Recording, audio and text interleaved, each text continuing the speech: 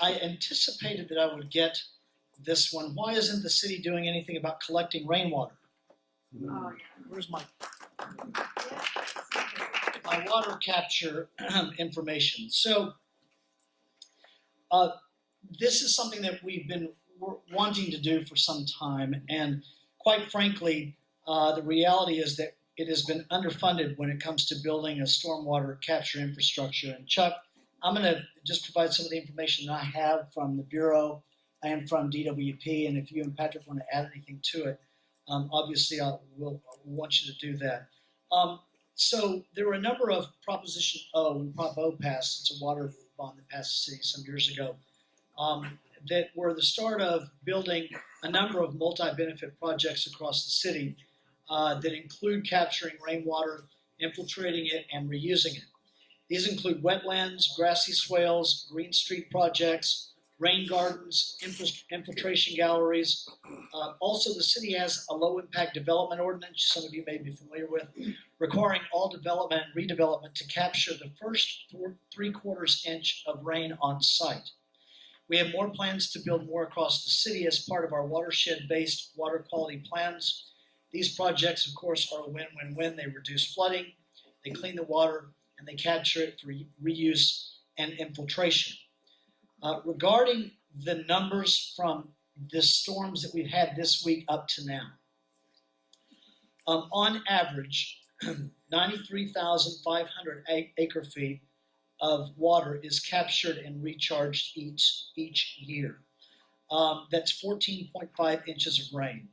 This provides water to about 37,500 households for a year. This is city, separate from what you heard regarding county.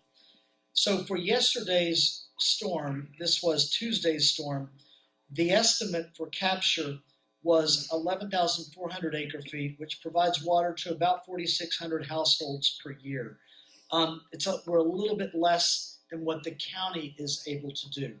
Now, we know that, and pun perhaps intended, that's a drop in the bucket for what we really need to be doing, but the processes and the technology is now much more in place. It is a matter of, in Prop O, all the Prop O projects are now called for, in essence, regarding the funding for Prop O. So looking at additional funding for it is something that I think that the public will have an appetite for before too long. The council, though, will in essence make that decision. So Councilman Chuck or Patrick, anything you want to add on the information I have? Oh, and by the way, Chuck, before you do, a couple of things that are happening now within the mayoral administration. We have created a water cabinet to improve the collaboration among the agencies that are involved, obviously DWP, sanitation, funding and building the projects that I just discussed earlier. We are aggressively, and I've been involved in some of those meetings, and we are aggressively pursuing state funding for larger regional and smaller distributed stormwater projects, seeing if there's a fit for cap and trade dollars, and incentivizing residents to purchase rain barrels and to do the other stormwater capture things that we suggested at home. So Chuck, go ahead. Right now, the city, which includes sanitation, water, and power, council office, we're updating the city's master plan for wastewater, stormwater, and recycled water. And that includes at seriously boosting our stormwater, our runoff capture and reuse rate. It's called the One Water 2040 plan. It's currently in the early stages of carrying out an update of all the master plan. You as individuals or as your communities are welcome to send representatives to our working teams because it's a public-driven system where we listen to what the public wants and we'll fashion our plans and present them to the public before they're finalized on that. So you're welcome. It's called One Water 2040. And it's both sanitation and water and power leading that. Also, I know Water and Power just released their stormwater capture plan update today, I believe, in the newspapers. Thank you, Commissioner James and Chuck, who both ably addressed what the city's doing, with DWP being a really obvious and prime partner in that. We have limited aquifers and we draw on them. Aquifers are like a big sponge underneath the earth. The San Fernando Valley is particularly blessed with permeable soils and has a really big to put it in layman's terms, sponge capacity. And we want to make the very fullest use of it. And Chuck referred to a couple of plans that are doing that. In the broad scope, DWP is pursuing, in collaboration with LA County flood control, keeping the storm channels open and having spreading grounds where those waters can be, put into the ground, stored for later use. They don't evaporate that way, and you don't have to build a reservoir either, which is expensive. And then you can pump it out and blend that water for use later.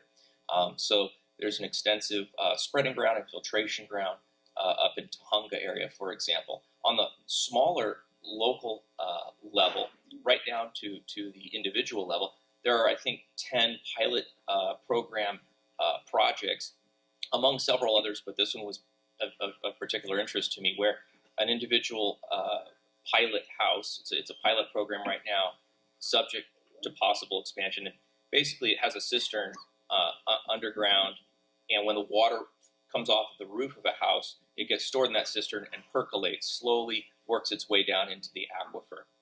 So those are some great ways for stormwater recapture, aside from the barrels that DWP periodically makes available. That being said, though, again, from a sense of community, folks should really be applauded because, Mayor Garcetti and the council have urged Angelenos to cut back. One way we can make the most of our water resources isn't just by finding new resources or expanding them to support a consumptive water pattern of living, but rather curtail some of our use. And Angelenos were challenged and really rose to the challenge. And I think going into the future, that'll be really key. I think our hosts today actually have a group, a subcommittee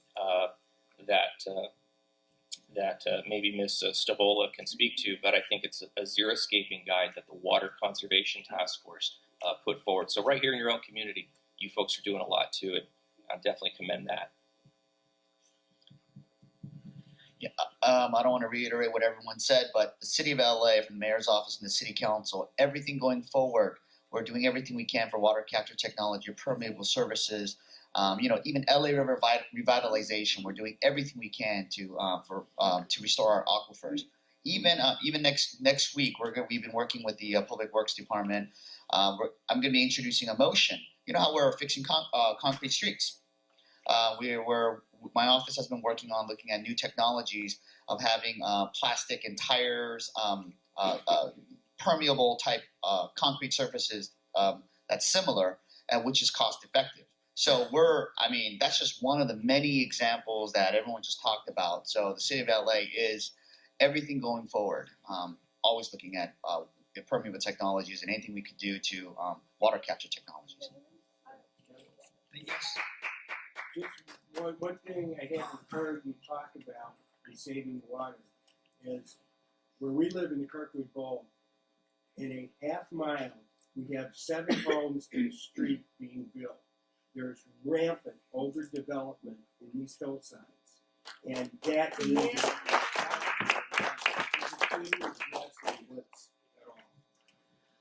Well, that's when my office has been working with your various communities, and it's funny. And my staff, my planning staff, actually does spot checks. These days, technology and architecture is so advanced, where we don't understand how they could build on this cliff, literal cliff, but they can, right? Yeah, Right? No, I agree. I'm not saying it's the right. I'm not saying it's the right thing to do, a smart thing to do, or a safe thing to do, but it's one lane street. I agree. And so there's no parking. my office has been working. It will affect us. I agree with you. I agree with you. It's our walls, and they don't want to. I fully agree. Yeah, I fully agree with that. So we are looking, these are a lot of private properties, and so we're looking at different ways, working with the city attorney's office, working with Public Works, working with all the different departments, and my staff, my team is working on, because we don't want to do a spot amendment for just that little area.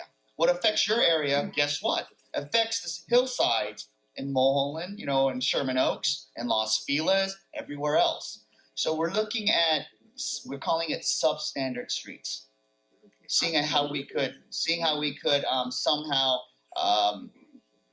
moderate, curtail, or have some sort of planning mechanism for development there. Not just development, but even remodeling, right? Because in some streets you have 3, 4, 5 homes being remodeled at once, so it's worse than a new house being built, right? And of course you have the trash issues, the building issues, even the trash receptacles, right? So we're looking into this and we're trying to figure out how we come up with a resolution and a long-term strategy, not just for your neighborhood, but throughout the hillsides. Well, I hope Thank you, Councilman. Thank you, Councilman Rue. Another interesting question in terms of storm preparation. Are there city services or locations to dump loose dirt and fill from slopes? So, Ron, anything, folks that are actually taking up dirt, loose dirt, things that street services would do, people are actually doing it themselves. Is there a place for them to take it? Well, you probably your best bet is something that's went ahead and gone down into the public right away. Go ahead and contact us at 311 LA. We'll go ahead and do that work for you. For those areas that are private property and you want to go ahead and collect that dirt, don't quote me on exactly, but Lopez Dump used to take that for free. So being that that's more or less a privately owned dump, you could call them, ask if they'll accept that. Now, if you got concrete and asphalt in there, they're not going to take it for free. But usually green waste and dirt is part of that. They usually take those loads for free. But to alleviate that burden on you, if it's in the public right away, go ahead and call us. We'll take it for you.